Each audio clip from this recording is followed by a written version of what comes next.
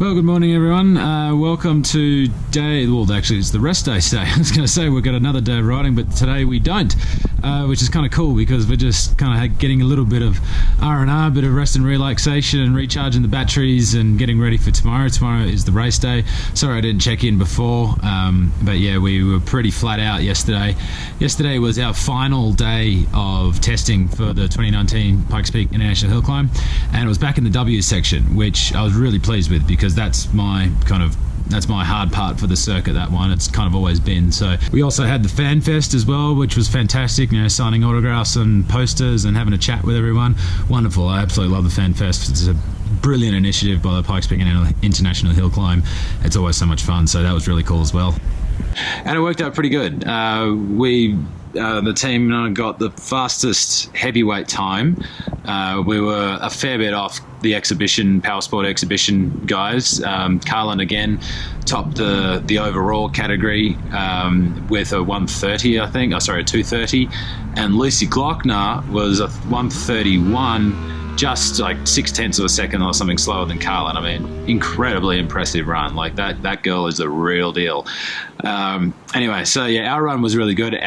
We probably did more testing yesterday than we have on any of the other days so far. So we tested a new engine braking map, which at first I didn't really like because it was quite aggressive. So from sort of 9,000 RPM down to about 5. So the engine braking from say 11 or 12 was pretty minimal, a bit two-stroke-ish.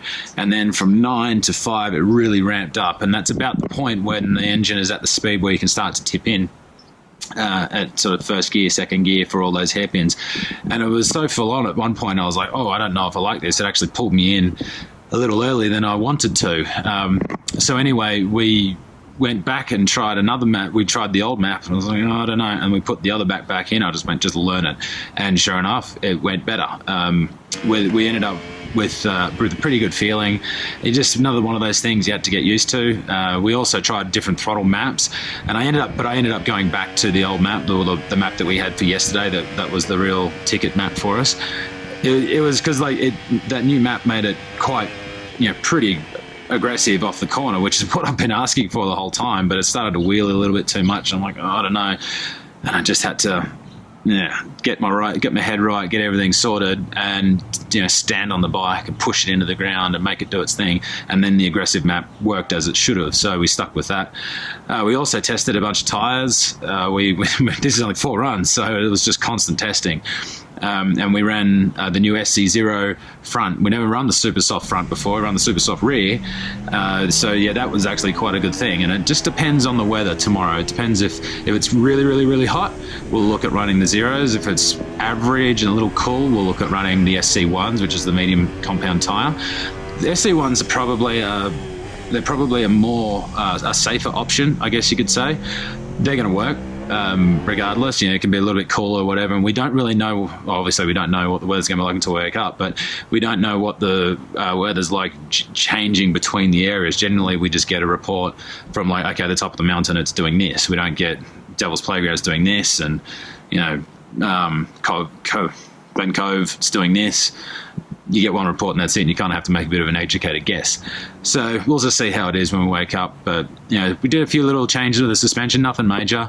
It was more about the tires and the electronics, making sure everything was good. But the bike, she's going good. I'm just so wrapped with this thing. It's every time we do this work, you can feel definite changes. And I mean, I've got to admit, I'm a bit of a novice at this kind of stuff.